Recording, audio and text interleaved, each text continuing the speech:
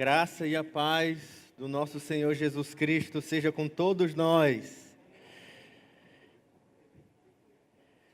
Você pode ir acalmando, depois de uma ceia dessa tão intensa, tão gostosa, onde podemos ser impactados de forma poderosa com a memória da cruz, com a lembrança do sacrifício de Jesus na cruz. E como é bom poder, na ceia, lembrar daquilo que Jesus fez por nós e ter esse sentimento de reforçar a nossa fé, de confessar publicamente mais uma vez Jesus, dizendo Ele é o nosso Senhor. Queria convidar você nessa manhã para abrir a sua Bíblia no livro de Gênesis capítulo 1.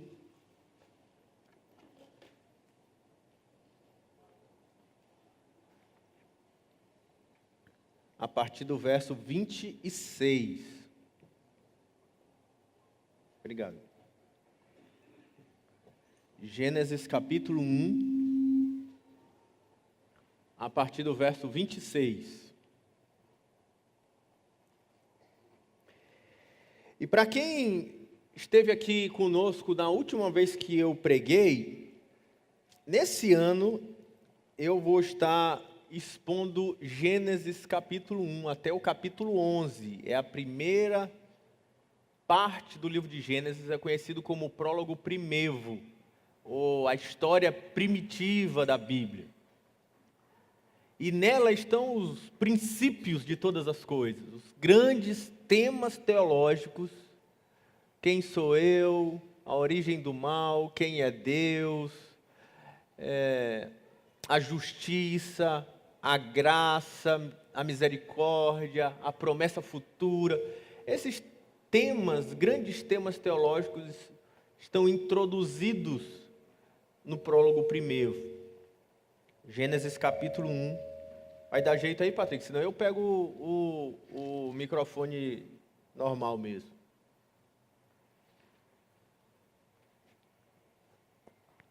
Oi. A gente, no domingo passado, fez uma análise dos 7 dias da criação, mas nesse domingo eu quero me deter de maneira mais específica no 6º dia apenas da criação, que está entre o verso 26 e o 31. E diz assim a palavra de Deus. Você já abriu aí, irmão? Também disse Deus: façamos o homem à nossa imagem, conforme a nossa semelhança. Tenha ele domínio sobre os peixes do mar, sobre as aves do céu, sobre os animais domésticos, sobre toda a terra e sobre todos os répteis que rastejam pela terra. Criou Deus, pois, o homem à sua imagem, a imagem de Deus o criou. Homem e mulher os criou. E Deus os abençoou e lhe disse: sede fecundos, multiplicai-vos e enchei a terra. E sujeitai-a, dominai sobre os peixes do mar, sobre as aves dos céus e sobre todo animal que rasteja na terra. E disse Deus ainda: eis que vos tenho dado todas as ervas que dão sementes e se acham na superfície de toda a terra, e todas as árvores que há fruto e que dê semente. Isso vos será para mantimento. E a todos os animais da terra, e a todas as aves do céu, e todos os répteis da terra, em que há fôlego de vida, toda a erva verde lhes será para mantimento. E assim se fez. Viu Deus tudo quanto fizera, e eis que era muito bom.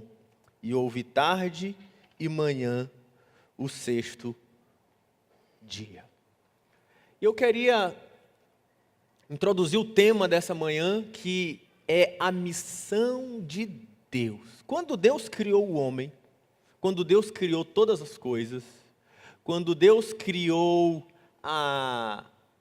o cosmos, em todos esses 6 dias, qual era o plano de Deus?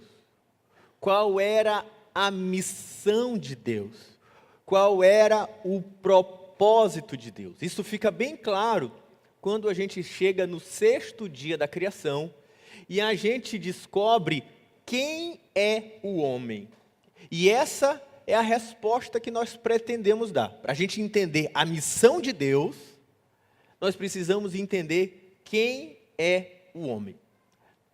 Mas antes de te introduzir nos detalhes do texto, eu queria te fazer refletir sobre as grandes interrogações e as grandes questões da humanidade.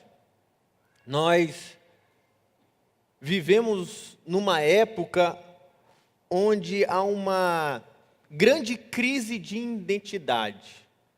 Esse período líquido, pós-moderno que vivemos, ele desfez cultura, aproximou os povos, desenvolveu um espírito de frustração interior, o excesso de informação, a agitação da vida, tudo se torna líquido, os relacionamentos se tornam líquidos.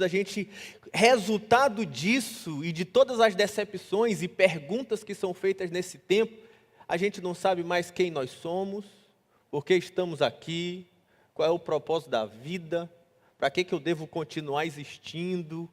A gente acha que não tem sentido. Esse é o sentimento do tempo que a gente vive. E essas são as grandes perguntas do nosso tempo. Quem sou eu? Qual é o propósito de Deus para o homem? Ou quem é o homem? Qual é o propósito de Deus para o homem? Qual é a missão do homem e como cumprir essa missão? Isso serve para você e para mim. Essa ideia de quem sou eu? Qual é o propósito da minha vida? Todo mundo faz essa pergunta, né? Quem sou eu? Qual é o propósito da minha vida? Qual é a missão da minha vida? Será se vale a pena continuar? E é tão interessante que o livro de Gênesis, ele começa deixando claro as respostas a essa pergunta quando ele apresenta a humanidade. Lembrando que Gênesis, no capítulo 1, Deus, pela sua palavra, Ele está criando todas as coisas. Ele é o Deus soberano, é assim que Ele se apresenta, como Deus que está acima da existência, o autoexistente, aquele que não e nunca foi criado, aquele que, pela sua palavra e pela ordem da sua voz, Ele começou do nada a trazer à existência as coisas, e Ele, pela sua palavra, dizia: haja luz, e houve luz, e Ele começou a ordenar a terra, dizendo: faça-se separação entre céu e a terra, faça-se separação entre as águas de cima e as águas de baixo, faça separação entre a terra seca e a terra e a parte molhada, e as ordens de Deus eram obedecidas no universo, e Ele vai criando a partir da desordem até a mais perfeita ordem, o cosmos, o universo. É o Deus, o Criador, trabalhando segundo o seu padrão normal, da desordem à ordem, assim que Ele opera.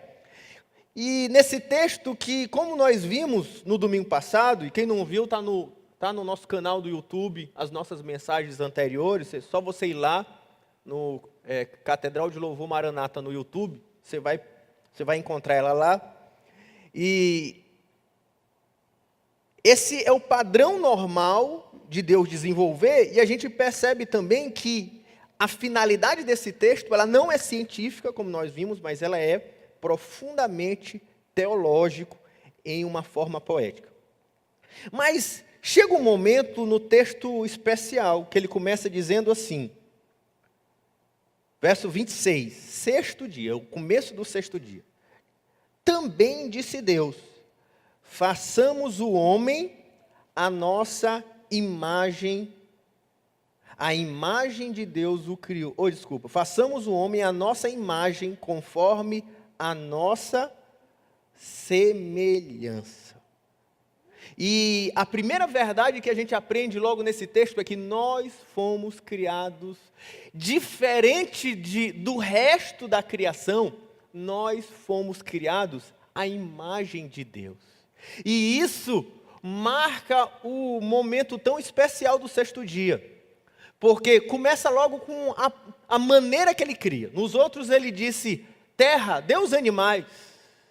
Terra, dê os vegetais. Mar, dê os peixes. Mas quando ele vai fazer o homem, esse cenário muda.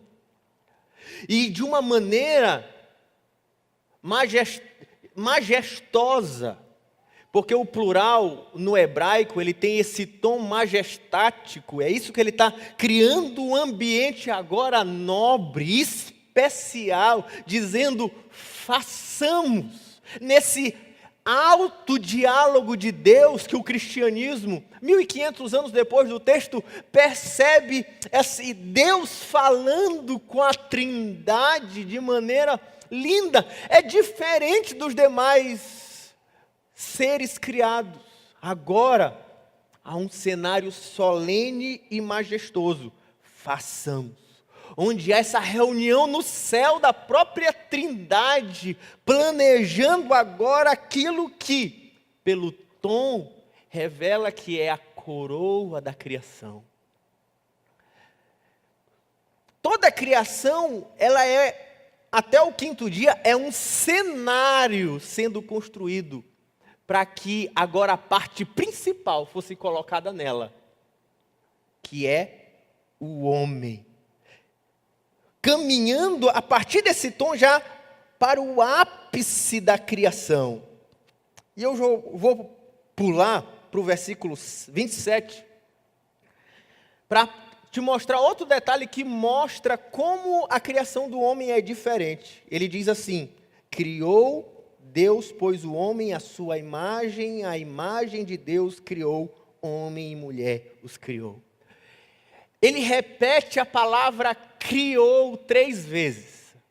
Repetir alguma coisa 3 vezes no hebraísmo tem mais uma vez essa ideia de majestade, de ênfase.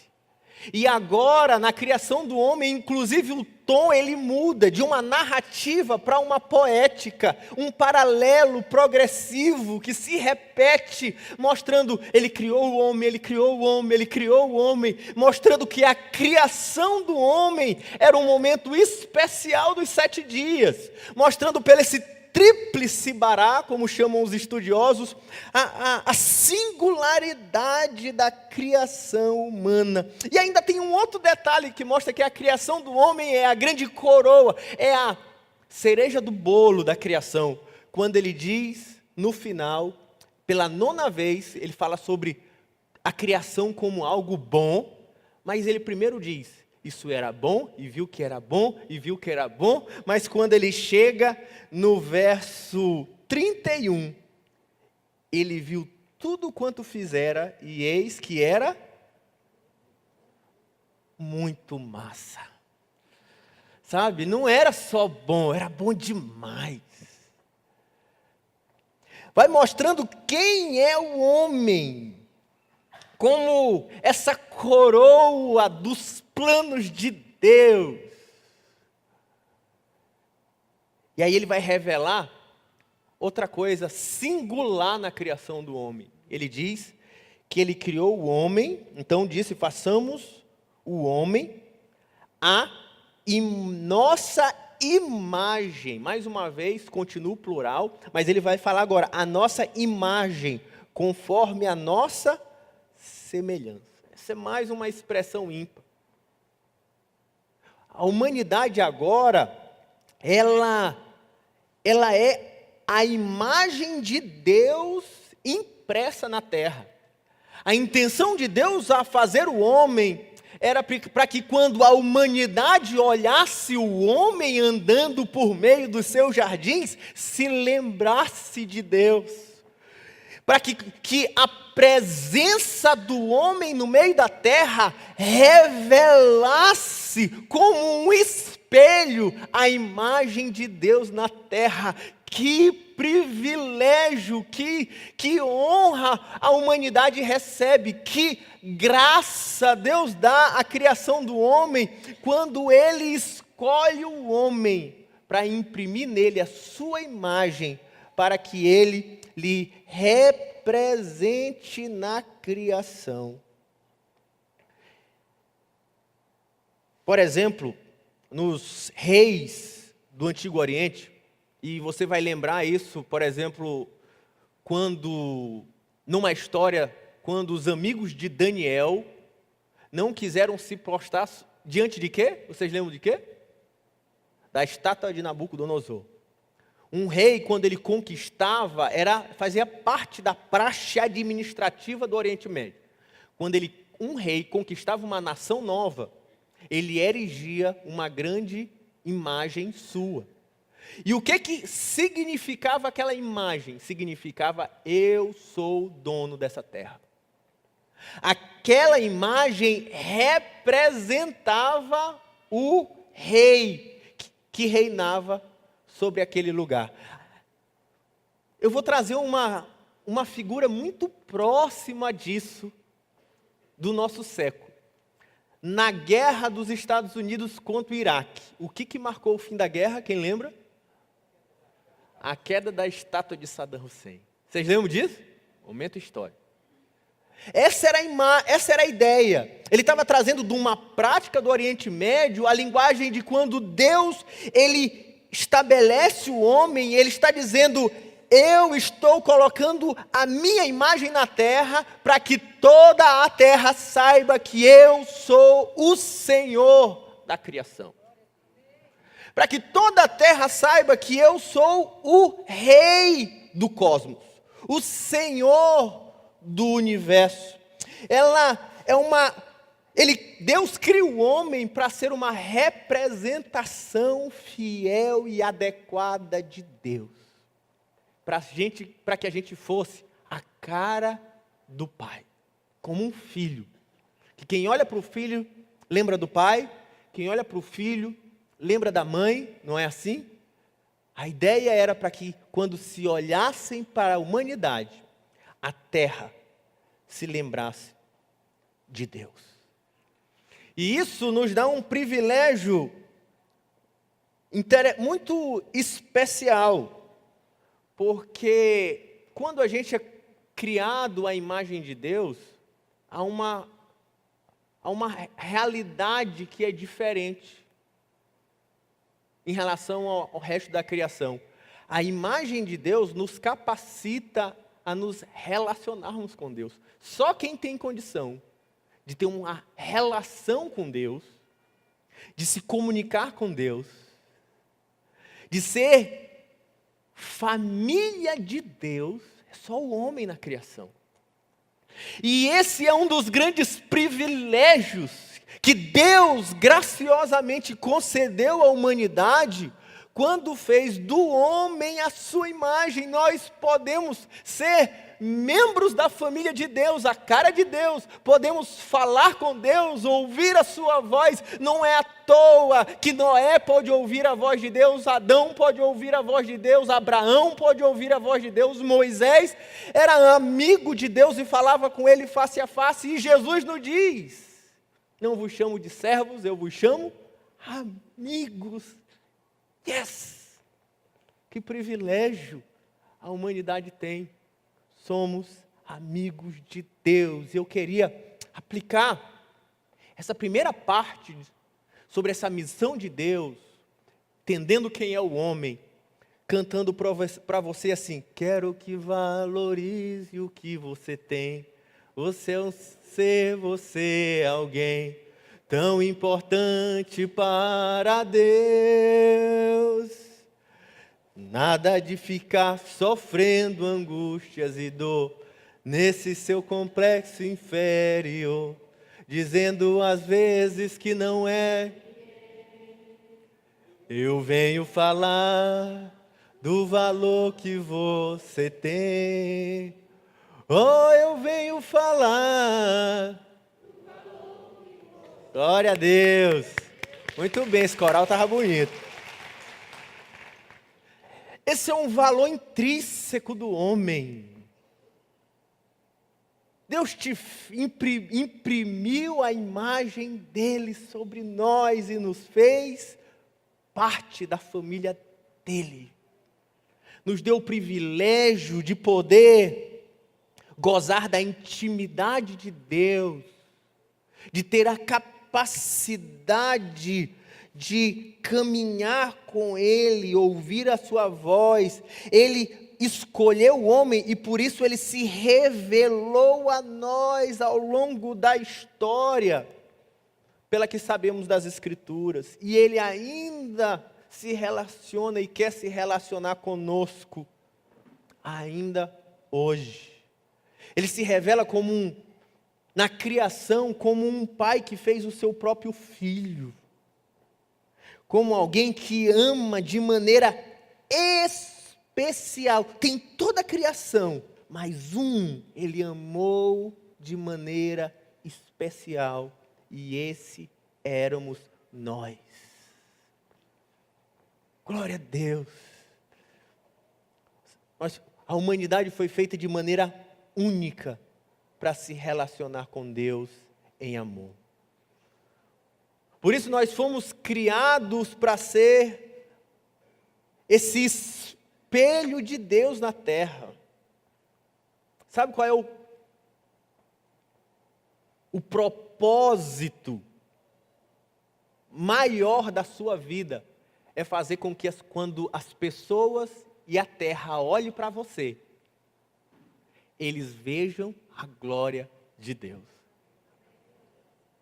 Esse é o propósito da sua vida. O propósito da sua vida é que você seja um espelho do Senhor, para que quando as pessoas olhem para você, eles se lembrem de Deus e a terra adore a Deus. Então, para de ficar jururu, cheio de depressão, achando que ninguém te ama, ninguém me quer, ninguém me valoriza, não tenho motivo para viver. Deus te fez de maneira especial só para Ele. Porque Ele escolheu se relacionar conosco e nos amou. É bem verdade que o pecado atrapalhou muito disso. E nos afastou de Deus. E nos fez rejeitar a Deus. E nos tirou desse ambiente de amizade e comunhão, o que gerou toda a nossa crise de identidade. Quem sou eu? Qual é o propósito da minha vida? Por que eu sou tão infeliz? Por que temos sentimentos tão confusos? Porque nós nos afastamos do propósito que Deus nos criou. Nós nos afastamos de um relacionamento pessoal com Deus. Nós nos afastamos de uma amizade íntima com o Criador. Nós deixamos de ter como propósito de vida refletir a imagem de Deus e decidimos dizer: eu sou o meu próprio Deus, o Senhor da minha vida sou eu mesmo, e eu vou refletir a glória do homem, da humanidade, e não mais a vontade e a imagem de Deus. E quando Jesus veio morrer naquela cruz, Ele veio nos trazer, é muito mais do que nos livrar do inferno. Ele vem nos trazer de volta para o propósito da criação. De sermos amigos de Deus, reconciliados com Ele, como diz o apóstolo Paulo, onde cai a barreira da inimizade, podemos agora ser adotados novamente como filhos de Deus para expressarmos a sua glória em toda a terra. Mas não somente para isso. Em segundo lugar, nós fomos criados para a glória de Deus. Em primeiro lugar, nós fomos criados à imagem de Deus, que é a parte A do versículo 26. A parte B do versículo 26 vai mostrar que nós fomos criados para a glória de Deus. Diz assim: tenha a Ele domínio. Eu vou ler o versículo desde o começo para que a ideia fique completa. Diz assim: também disse Deus: façamos o homem a nossa imagem, conforme a nossa semelhança, tenha ele domínio sobre os peixes do mar, sobre as aves do céu, sobre os animais domésticos, sobre toda a terra e sobre todos os répteis que rastejam pela terra. Criou Deus, pois, o homem à sua imagem, Deus a criou, homem e mulher os criou. Ele criou para que o homem, ele estabelece a imagem de Deus no homem, para que o homem tenha um propósito. Qual era o propósito? Para que ele tenha o domínio. Entende uma coisa, qual é a ideia de imagem com domínio? Só tem domínio se tem imagem. Sem imagem, não tem domínio. É como uma família. Por exemplo, Santana Neto é um homem de muitas posses, né? Pela fé, né, Neto? Oh, glória. E um dia, quem é que vai ter domínio sobre as posses de Santana Neto? Aqueles que são sua imagem. Aqueles que se parecem com ele, que tem a cara dele. Aí tá bravo, né, Dani? Só que é uma mistura de vocês, né? Aí, vão ser aqueles que têm domínio sobre as coisas. A ideia do domínio, ela está ligada à ideia de ser um representante adequado de Deus. A ideia do domínio é que Deus coloca o homem, a sua imagem na terra, e diz para ele, para que você tenha condições adequadas de governar sobre esse lugar. Por exemplo, se lembra que nós falamos sobre a ideia de imagem no Antigo Oriente, como aquela de Nabucodonosor, e ainda existia uma outra questão. Acreditava-se que no Antigo Oriente, que dentro das imagens dos reis, dos imperadores, estava o espírito de um Deus. E ainda mais, para quem conhece a história dos reis da Babilônia, do Egito, os imperadores, eles eram tidos como o quê? Filho dos deuses.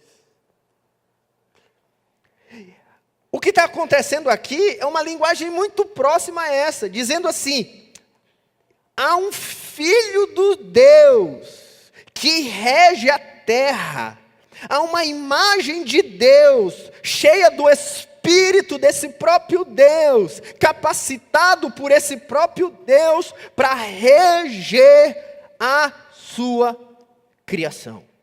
Essa é a ideia. A imagem funcionava como a presença do próprio Deus governando a terra toda. E é interessante que essa ideia de a imagem mostra que o homem ele tem então algumas características. Ele é espiritual, porque Deus é espírito. Ele é relacional, porque Deus é trino, e ele eternamente vive nele mesmo uma comunidade.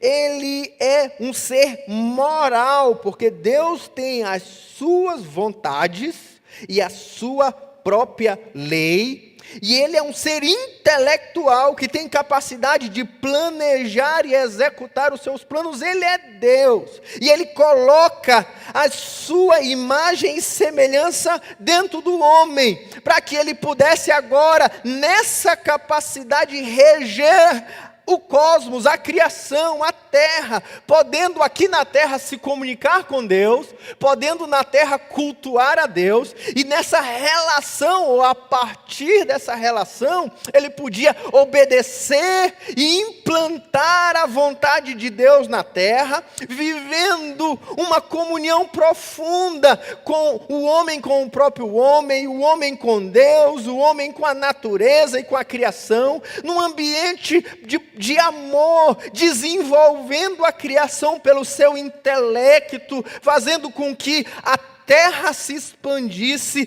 tudo isso porque a imagem de Deus foi impressa na humanidade, administrando, protegendo, desenvolvendo a criação. Eu até friso no capítulo 2, o versículo 15, que ele diz assim: tomou, pois,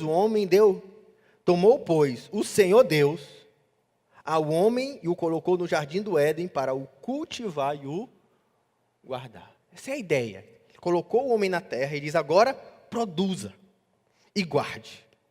Você vai administrar. Você vai tanto guardar e proteger, como você vai cultivar, ou seja, desenvolver. Sendo assim, o que ele está querendo dizer? Que o foco da nossa vida,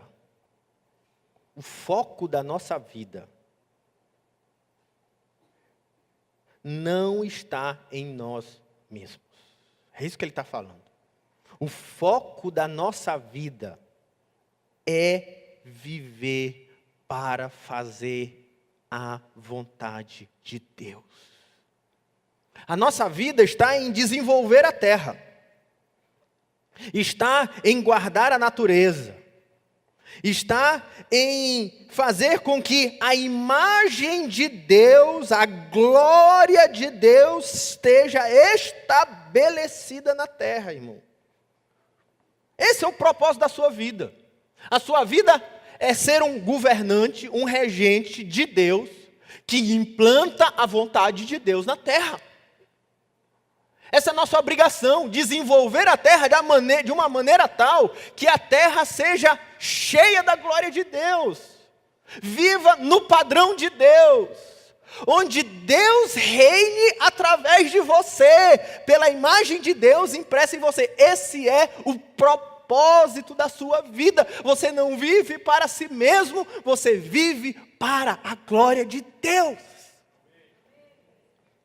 Para que a glória de Deus brilhe e reine sobre a terra. Para que você, como esse administrador, desenvolva a terra segundo o padrão moral de Deus.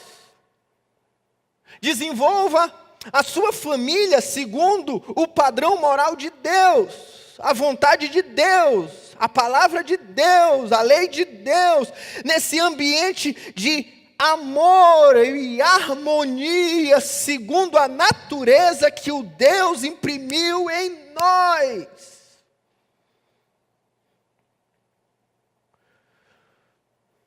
Aí a gente começa a entender que o propósito de Deus da nossa vida é viver para a glória de Deus. Isso é muito mais do que vir domingo para o culto.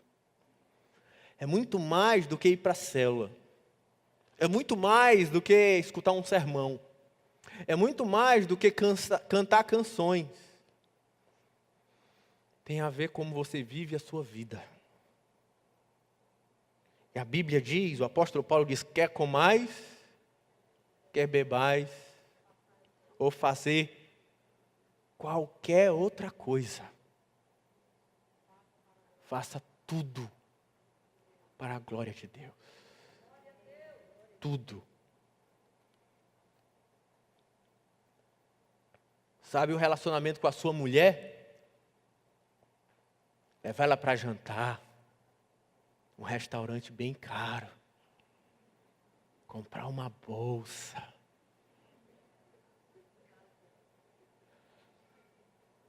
agradá-la. Faça isso para a glória de Deus.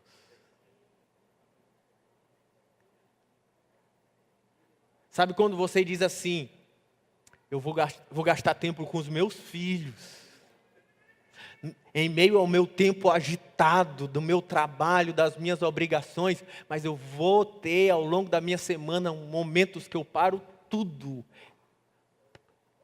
para poder educar os meus filhos no caminho do Senhor, para amá-los, para me relacionar com eles. Eu faço isso para a glória de Deus. Quando eu vou administrar os meus negócios, quando eu vou administrar a minha carreira, o meu trabalho, que o Senhor me deu, para poder desenvolver a terra, eu faço isso para a glória de Deus. O meu trabalho é para a glória de Deus, porque tudo o que eu faço é para cumprir esta missão, este propósito de Deus, de administrar e desenvolver a terra para a sua glória. Como é que eu faço isso na prática, Rafael? Me explica, se ainda não entendi. Vou te explicar. Seus negócios você administra no padrão de Deus?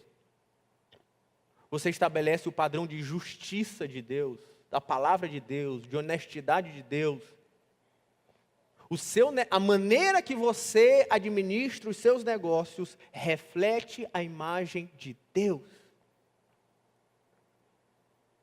Então é para a glória de Deus. Ah, eu sou enfermeiro. Sim, a maneira que você atende os pacientes, ou as motivações pelo qual você atende os seus pacientes, é segundo o padrão de Deus, a palavra de Deus, é pelo amor ao próximo. Se sim, você está fazendo aquilo para a glória de Deus. Muita gente acha que a glória de Deus é quando a gente levanta a mão, a glória de Deus. A glória de Deus é no teu trabalho, irmão. A glória de Deus, cadê os jovens? Quem é jovem levanta a mão. Abaixa então de novo, vou melhorar minha pergunta. Quem é que está namorando o noivo? Tem alguém namorando o noivo? O teu namoro é segundo a vontade de Deus? Eu posso dizer que o teu namoro reflete a glória de Deus?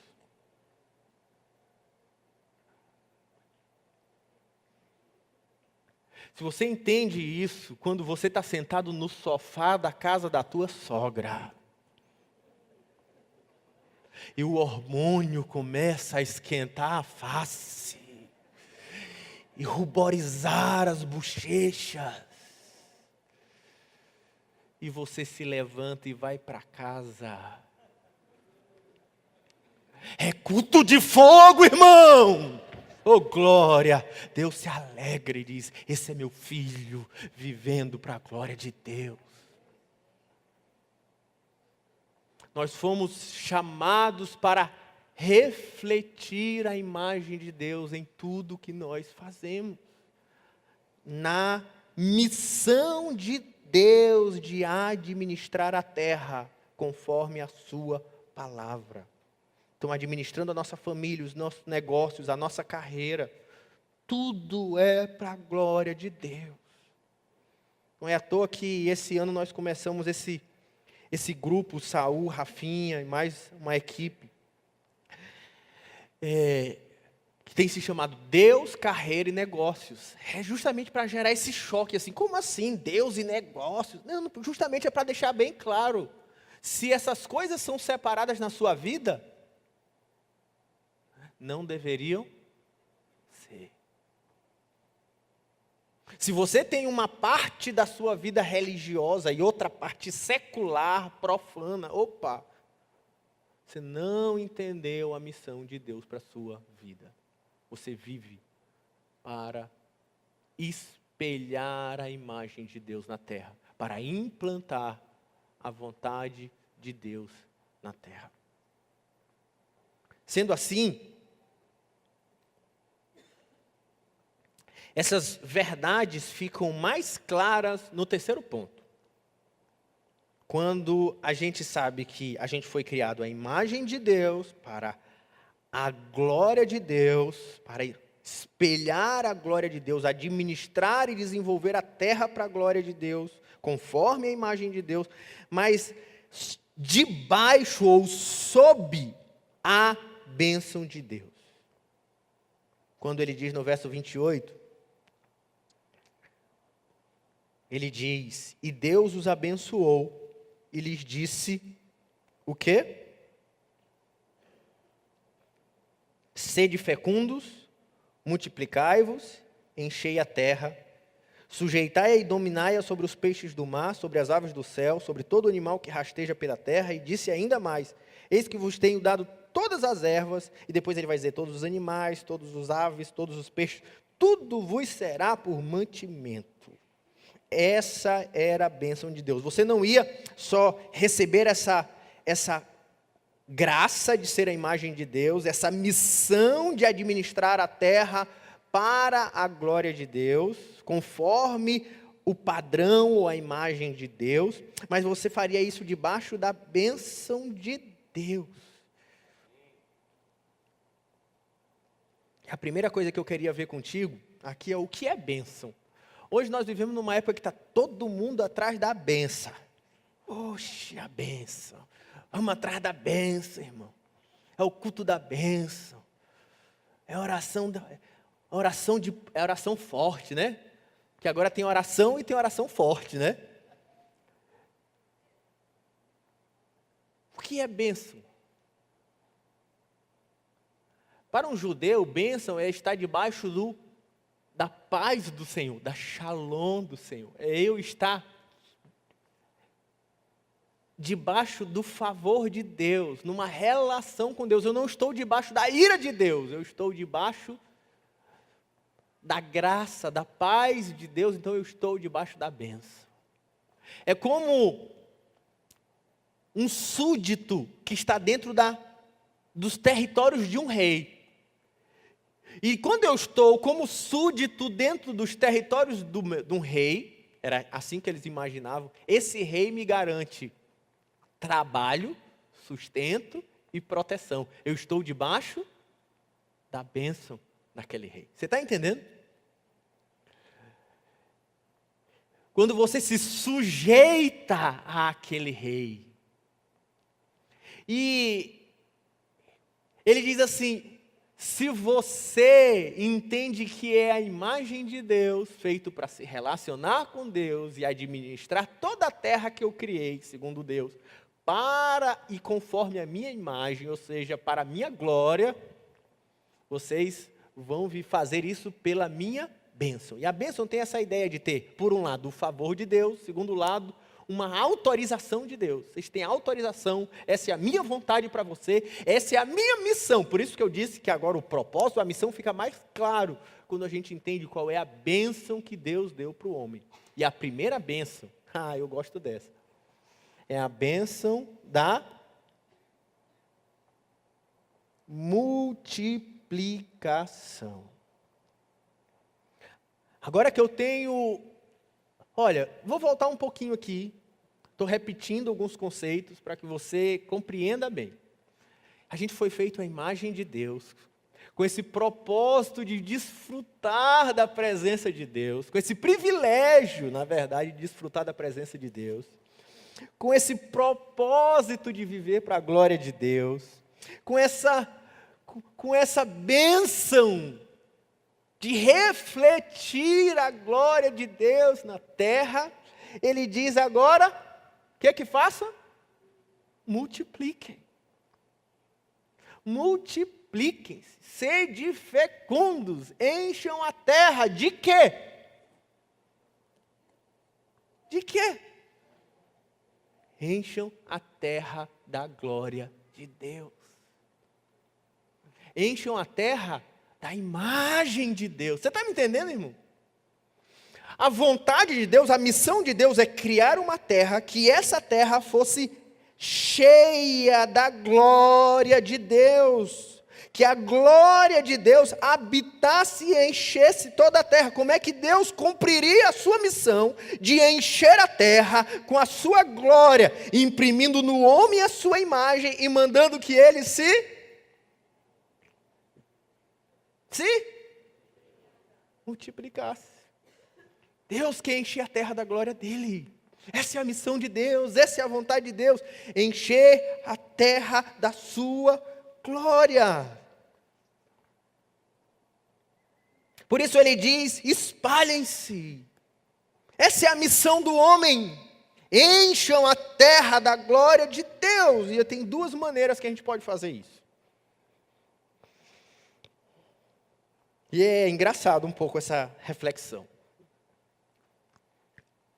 A missão de Deus para o homem é para que eles tenham filhos. Filhos. Por isso que ter filhos era algo muito importante no Antigo Testamento, e quando alguém era estéril, por exemplo, como Sara e etc., elas ficavam muito frustradas, porque estar debaixo da bênção de Deus, claramente para eles, era ter filhos. Essa era a missão, na verdade, da humanidade, ter filhos, para que a glória de Deus enchesse a terra. Porém, essa missão se encerrou em algum momento, hein, gente? Qual é o versículo mesmo que diz que isso parou? Ah, não, isso aí não é mais para a gente não, era para Adão. A terra já está lotada, não precisa mais. É um argumento que se dá. Aquela ideia de encher a terra da glória de Deus através de gerar filhos é a primeira maneira que isso foi ensinada, e isso não cessou. Eu vou dar um exemplo para você. Os muçulmanos é a religião que mais cresce na terra. Quem sabia disso aqui? Ninguém? Vocês não sabiam, não? Vocês sabem que até pouco tempo atrás, os muçulmanos, agora recente, nem eram um número tão grande, mas eles têm crescido muito. E eles já são a segunda maior grupo religioso, o segundo maior grupo religioso da Terra, com mais ou menos 1,8 bilhão, enquanto os cristãos são 2 ponto alguma coisa. Mas você sabe, segundo as projeções, em que ano a Terra vai ser majoritariamente muçulmana? Você sabe qual? Mais ou menos aí? Alguém sabe chutar? 2060, a Terra é majoritariamente muçulmana, se as projeções, se aquilo que acontece hoje continua. Por que que os muçulmanos crescem tanto na Terra? Alguém sabe me responder?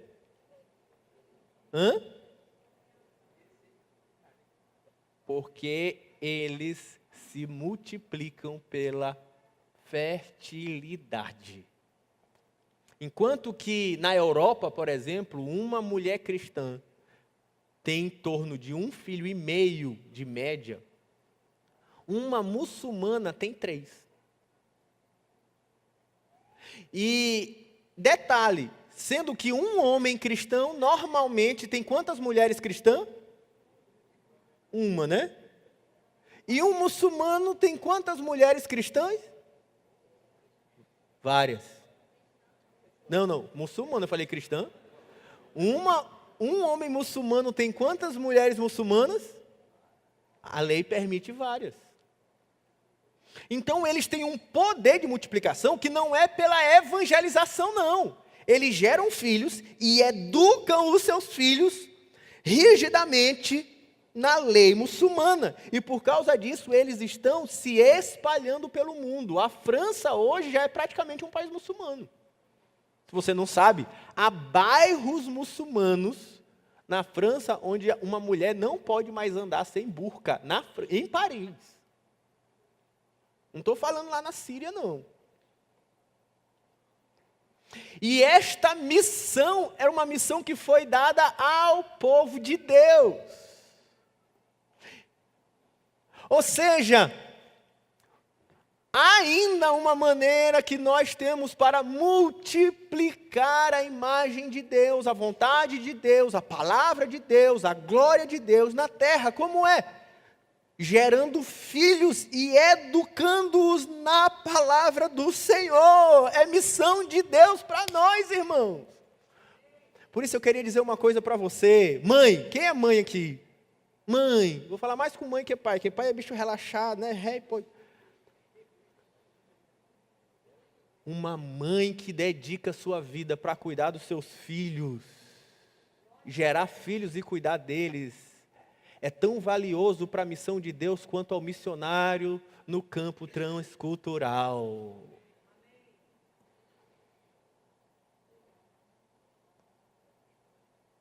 É a primeira missão para encher a glória de Deus foi ter filhos conforme a imagem e a vontade de Deus, e essa missão não encerrou.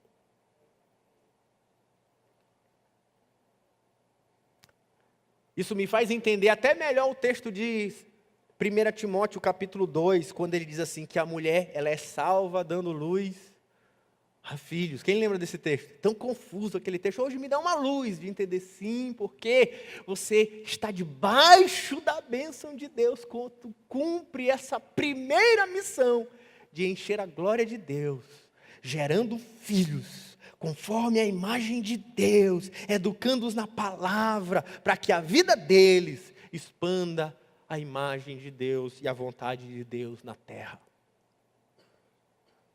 E aí, o professor Shedd, quando eu digo professor Shedd, assim, o pastor Russell Shedd, é porque ele foi meu professor, ele dizia uma coisa, ele falava assim, quando um casal cristão decide ter um filho, o que é muito comum nos nossos dias hoje, o que ele faz? Subtrai.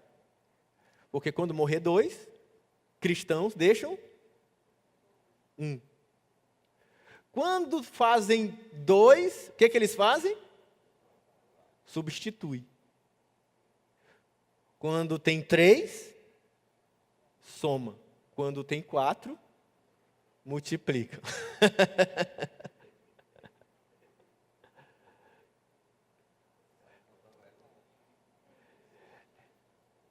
Esta missão ainda não acabou. Mas eu quero dizer, isso significa que, não, vamos sair tendo filhos, isso é uma coisa muito pessoal sua, irmão. Eu não vou entrar nessa, quantos filhos você vai ter ou não, não é isso. Mas eu quero dizer que uma das primeiras maneiras, ou a primeira maneira de multiplicar essa vontade de Deus é, sim, segundo a Bíblia, tendo filhos. E criando eles no Senhor. Segunda maneira, acontece depois da queda. Porque a imagem de Deus, ela é afetada na humanidade. E a gente vai estudar isso. Mais para frente, provavelmente, a partir da pregação que vem ou da outra. Quando o pecado entrou no homem, gerou desarmonia do homem com Deus, gerou desarmonia do homem com o próprio homem, gerou desarmonia do homem com a terra. E isso vai gerando uma série de problemas. A justiça de Deus cai, vem o dilúvio, vem a derrubada da Torre de Babel, até que Deus chama Abraão, capítulo 12. E quando ele chama Abraão, ele abençoa Abraão e diz para ele o quê? Sede fecundos, enchei a terra. Mas ele diz assim, em ti serão abençoadas todas as famílias da terra. Agora há uma nova perspectiva. Deus escolheu no meio da terra um povo para ser o seu oráculo. Um povo que seria o profeta para abençoar as nações. Como é que era abençoar as nações? Chamar as nações de volta para a sua missão, de se render ao senhorio de Deus, de se render ao reino universal de Deus e espelhar a imagem de Deus na terra. Isso se repete em Abraão, e Deus continua estabelecendo isso por Josué, por Davi, pelos profetas, por Jesus. E Jesus termina suas palavras dizendo, ide por todo o mundo e fazei discípulos de todas as nações. A segunda maneira de encher a terra de homens e mulheres, a imagem de Deus, é pregando o evangelho. É fazendo o que Jesus disse, vá e levem, tragam de volta as pessoas para Jesus. Com que notícia do evangelho podemos nos reconciliar com Deus, podemos ser amigos de Deus, podemos ter os nossos pecados perdoados, podemos ter a maldição revertida, porque Jesus Cristo de Nazaré morreu naquela cruz para nos reconciliar com Deus. Essa é a nossa notícia. Essa é a boa notícia. Há um caminho de volta para o Éden. E esse caminho é Jesus. E aí quando as pessoas vêm para o Senhor Jesus, se rendem ao senhorio de Jesus, que é o próprio Deus. Se rendem ao reino de Deus, que é o Éden hoje. Se rendem e passam a viver para a glória de Deus, eles estão voltando para a missão do Éden. Então podemos multiplicar a imagem de Deus, tendo filhos. Por isso, meu amor, eu tenho uma proposta de fazer mais um. Deus falou, né? Tocou meu coração. Vamos orar, né? Sentindo assim, sabe? Uma coisa. A segunda bênção é a bênção da administração. Ele diz, mais uma vez, dominai. Ele diz, sujeitai sobre toda a criação. Existe uma responsabilidade na humanidade, em mim e você, da gente administrar a terra. Mas eu queria analisar com você essa ideia de que Deus entregou a terra para que a gente administrasse ele conforme a imagem dele, conforme a vontade dele, de maneira especial. E eu vou usar a expressão que os pastores da época da Reforma cunharam e é útil para a gente hoje, chama o mandato cultural. Deus deu uma ordem no Éden que a gente deveria desenvolver a cultura da terra.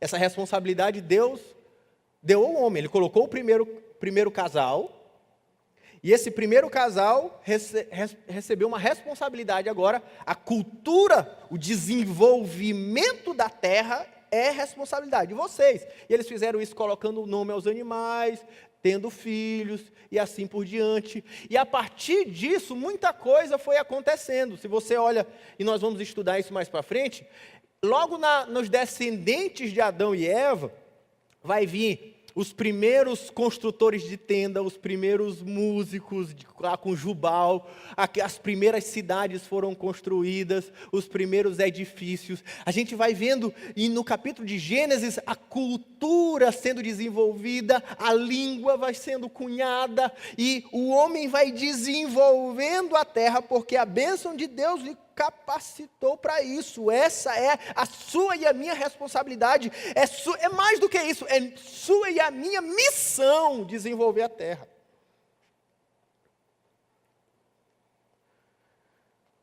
Desenvolver a cultura da terra, administrar a cultura, administrar a terra segundo a imagem de Deus. Assim, se desenvolveram as civilizações, se organizaram formas de governo complexas, desenvolveram a escrita, passaram pela pedagogia, transmitir esses ensinos para a geração seguinte, desenvolveram o avião, desenvolveram o carro, computador, internet, celular, tablet. Isso nada é do diabo não, gente, pelo amor de Deus.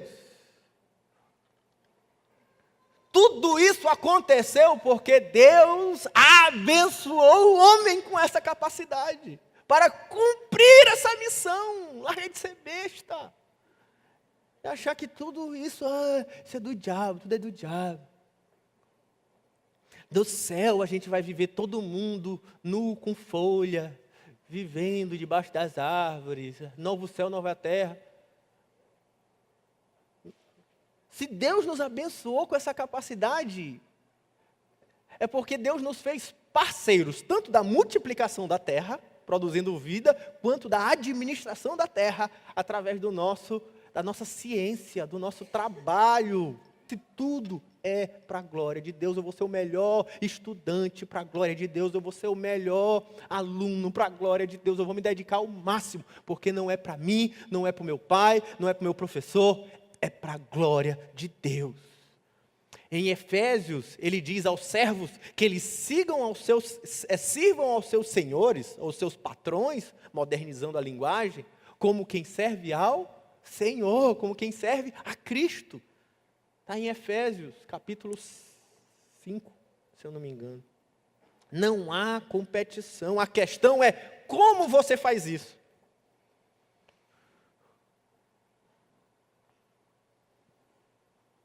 O celular pode te fazer desenvolver a comunicação, pode te fazer desenvolver a tua capacidade de arquivo, de armazenamento, de estar tudo ali, telefone, calculadora. Mas aquilo pode destruir a tua família também. Sim ou não? Pode pornografizar os seus filhos. Sim ou não, né? Não sei nem se existe essa palavra, eu inventei agora. Depende de como você desenvolve a sua vocação, seu trabalho e a tecnologia. Se você, por exemplo, vive a profissão só pensando em si mesmo, no seu ego, em ganhar dinheiro, na sua avareza. Eu trabalho, eu vivo a minha vocação, por causa de mim, para dar mais dinheiro para mim, para os meus filhos, para a minha família, mais fama, mais sucesso, mais eu, que é as consequências do pecado. Ei, você não está espalhando a imagem de Deus, não, você está espalhando a sua. Você está em pecado, sua profissão está em pecado. Mas se a sua profissão está lá, para fazer brilhar a palavra de Deus, a vontade de Deus, entendendo que você está ali, para que a cultura do céu seja estabelecida na terra, é tão sagrada quanto vir para o culto.